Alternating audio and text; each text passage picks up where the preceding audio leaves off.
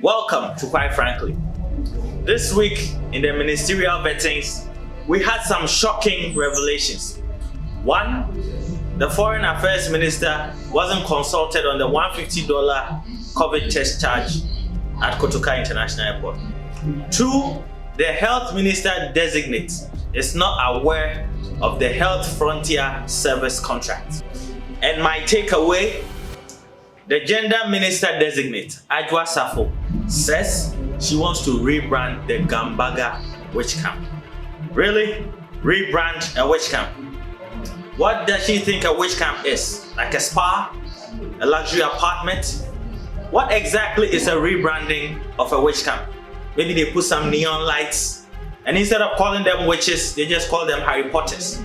I know. Just last week I was on Ajwa Safo's case. I know it's beginning to look like a witch hunt, pun intended. Homophobic albino and a member of the National Coalition for Proper Human Sexual Rights and Family Values, Fu Amweni, is at it again. This time he's asking the powers that be to take down the LGBTQ headquarters stationed in Ghana. I know it is beginning to look as if Fu Amweni and the Christian Council only have a problem when it comes to gay people. But corruption is a bigger issue. Quite frankly, what is more gay than corruption? With corruption, politicians literally fuck us in the ass, sometimes without even lube. It is about time we redefine what it means to be gay. If a government provides a shitty healthcare system because it knows its people can always fly outside the country for healthcare, that is gay. If in the 21st century school kids are still stationed under trees to study because the money for school projects goes to individuals, that is gay.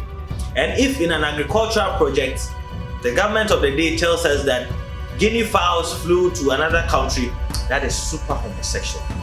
Maybe if we redefine it this way, there will be more people fighting against corruption the same way they are fighting against gay rights. And in more gay news, Minister of Finance designate Mr. Ken Ofori-Atta has flown outside the country to receive medical aid after complications with COVID. That's it. Social media was in overdrive when they heard this news. Social media was in so much overdrive, you would think it's Cecilia Marfo's saliva gland. Here's an idea. Next time you go and queue to vote for politicians, I know you didn't vote for that one, but ask yourself, are they using the same healthcare systems, education system that we have in the country? Before you come online with your 461 megabyte bundle to say that people are against the rich. No. What is good for the goose, it should be good for the gander. Can you fly outside the country if you have COVID complications? Or God is your baba? Director of Communication at the Presidency, Mr. Eugene Ahin, was in the news. In a divorce petition by his wife, the wife listed a bunch of movable and immovable property. All seem to have been amassed in the past 4 years. Most people are saying that Mr. Eugene Ahin has had more infrastructure work done in the past 4 years than the president. And I agree. But here's where the plot thickens. There's a woman in the picture called Chantel. And if you remember Chantel is the same woman who had then Interior Minister Kandapa dancing for her in his pajamas. Really? Now let's zoom in on this lady, Chantel, for a bit. What kind of top tier, high octane, low fat, FDA approved pussy is she packing? From Communications Director to Interior Minister. And in some good news for the continent, the World Trade Organization has just elected the first female and the first African to its Director General position, Mrs. Okonjo-Iweala. I hope I got the name right. She was the Minister of Finance in Nigeria at a point, also worked at the World Bank for 25 years. But if her gele, headscarf is any indication, she'll do a wonderful job. I just wish there was like a video of her on the internet dancing.